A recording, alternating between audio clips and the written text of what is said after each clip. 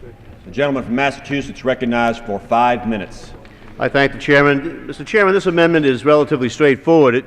It ensures that two important Army Corps of Engineer accounts, construction and operation maintenance, will be funded at last year's level.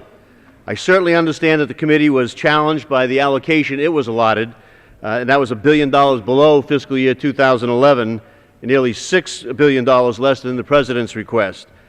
Despite that, I appreciate that Chairman Frelinghouse's added $195 million to the President's budget request for the Army Corps of Engineers.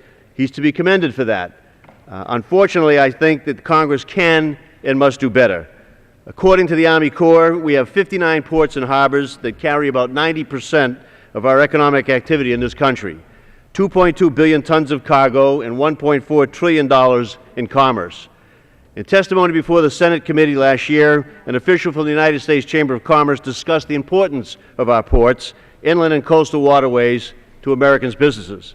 This is what the official said. He said, "The business community, from ports to barge operators to agricultural exporters, depends on a marine transportation system to move goods to domestic and international markets.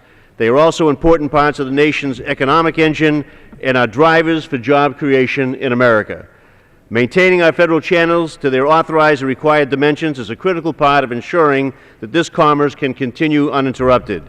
Yet we continue to have significant dredging backlog, and I'm concerned that this bill's allocation for the Army Corps is insufficient to appropriately address that backlog. And it doesn't just affect commerce, it impacts people's lives very intimately as well. I hear from constituents in my district, particularly those in Newburyport and the Plum Island part of Newbury, who tell me that their homes are quite literally about to fall into the ocean unless the Army Corps can rehabilitate a jetty that hasn't been repaired in 40 years. That's not an uncommon story on our waterways. The least we can do for these families is to ensure that the important Army Corps programs are funded at last year's level. The subcommittee allocation makes that incredibly difficult for members to address, and I understand that. Taking care of perceived deficiencies in a bill are going to need attention. I expect there will be some concerns which I'm perfectly willing to address in my further comments, but for now I'm happy to withhold and reserve the balance of my time.